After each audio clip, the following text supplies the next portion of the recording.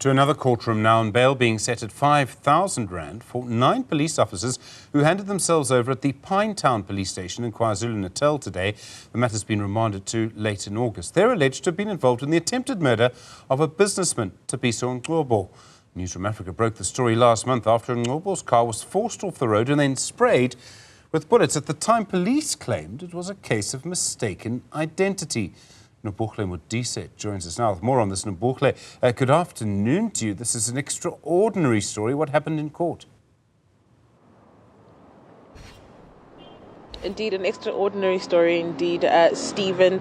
The 9 accused police members who are from the provincial task team have officially been charged and have appeared here at the Pinetown Magistrates Court. And as you've mentioned, they've been led out on bail of 5,000 rands each, and the matter has been remanded until the 20th of August.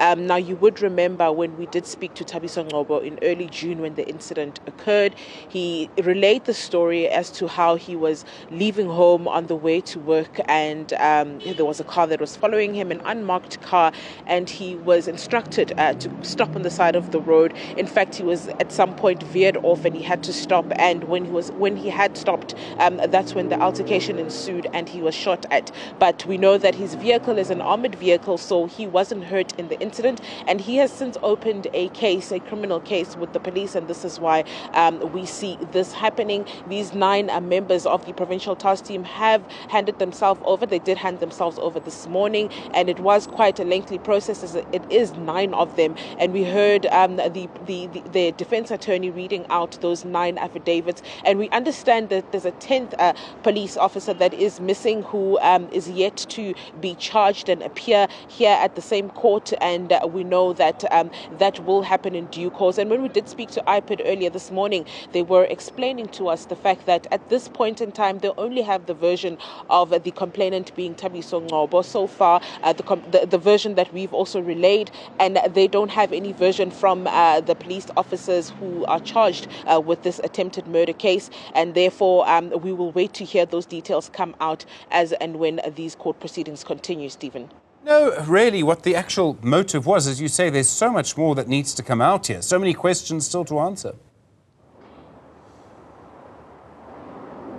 Many questions still to answer, Stephen. When we spoke to Thabiso Ngcobo in June, he mentioned that he is in the construction business as well as the transport space, and he's also linked to a high-profile case in the courts relating to the construction mafia.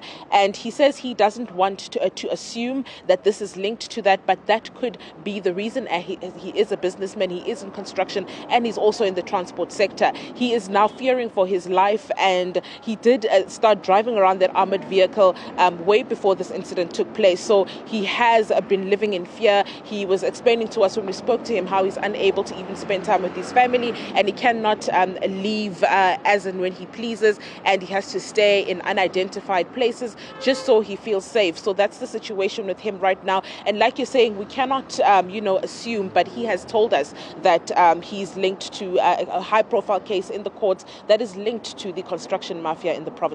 Nobuhle Modise, thank you very much indeed for that update. Very important story developing there this afternoon.